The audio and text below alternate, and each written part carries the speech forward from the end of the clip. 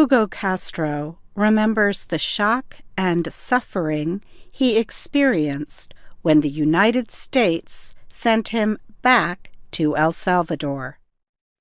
He had not seen his homeland in 30 years.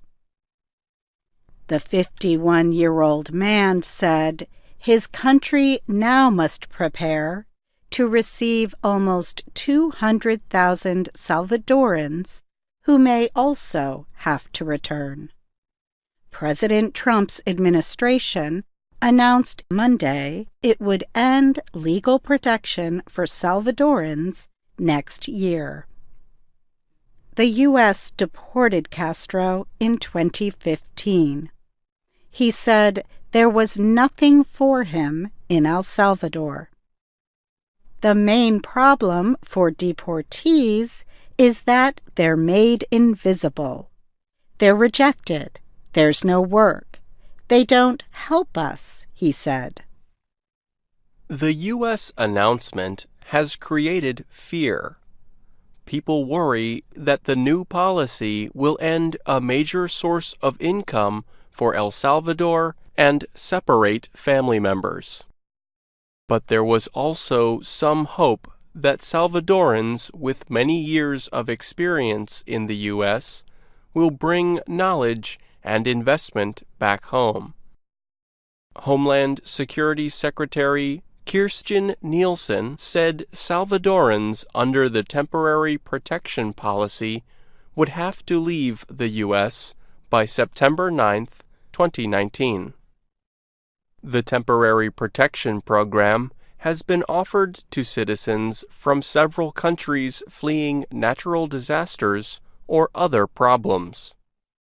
The affected Salvadorans were given protection after deadly earthquakes shook their country in 2001. Thousands more have arrived in the United States in recent years, fleeing criminal violence. However, they were not given protection. Castro went to the United States as a teenager to study at a college in Atlanta, Georgia. During his junior year, his family back home lost nearly everything when the bank seized their coffee operation. He withdrew from college and got a job at a country club and a bookstore. He also became manager of a Mexican restaurant. But an interaction with police led to Castro's detainment and later deportation. His first 3 months back in El Salvador were the worst, he said. He suffered from depression and didn't want to leave his mother's home. People told him a man his age should not depend on his mother for support. So he started to look for work. I went everywhere, to restaurants. I told them I had a lot of experience and that I spoke English, but they rejected me, he said. After 8 months, Castro finally found work at the Salvadoran Immigrant Institute. The nonprofit group recognized the value of Castro's language abilities. It also valued the experience he had gained through the deportation process, and it put him to work helping other deportees re-enter Salvadoran life.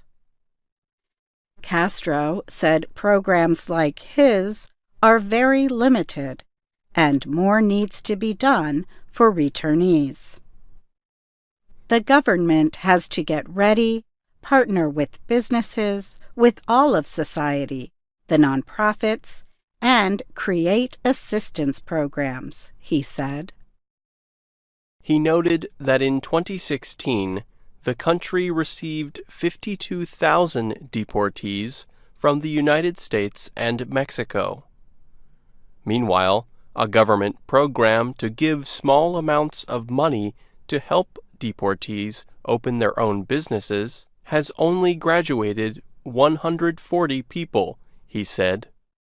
The biggest worry among Salvadorans is that their nation of 6.2 million people will see a big drop in the amount of money sent home by Salvadorans in the United States. Salvadorans sent more than $4.5 billion from the U.S. in 2016. That money represents about 17% of El Salvador's economy. Luis Membreno is an economic expert in El Salvador. He said people may be more concerned than necessary about the effects of planned deportations. He said Salvadorans under the U.S. protection policy have a firmer base in that country. They are not sending as much money home as Salvadorans who are not in the program. I don't think that family remittances are going to fall in the short term, Membreno said. He also thinks some Salvadoran families in the U.S. may start sending more money back, something that started when Donald Trump was elected president. So, Membreno said, remittances could increase. In addition, he said, many of those returning to El Salvador have skills and money to invest. All of this could generate a certain dynamism in the economy, he said. Cesar Rios, director of the nonprofit group where Castro works, is less hopeful. Our country is not prepared to receive thousands of Salvadorans, he said. Deportees are often targeted by criminal groups in El Salvador. The groups believe the deportees have money. Police also target them because of a widespread belief that deportees are criminals. I'm Pete Musto. And I'm Caty Weaver.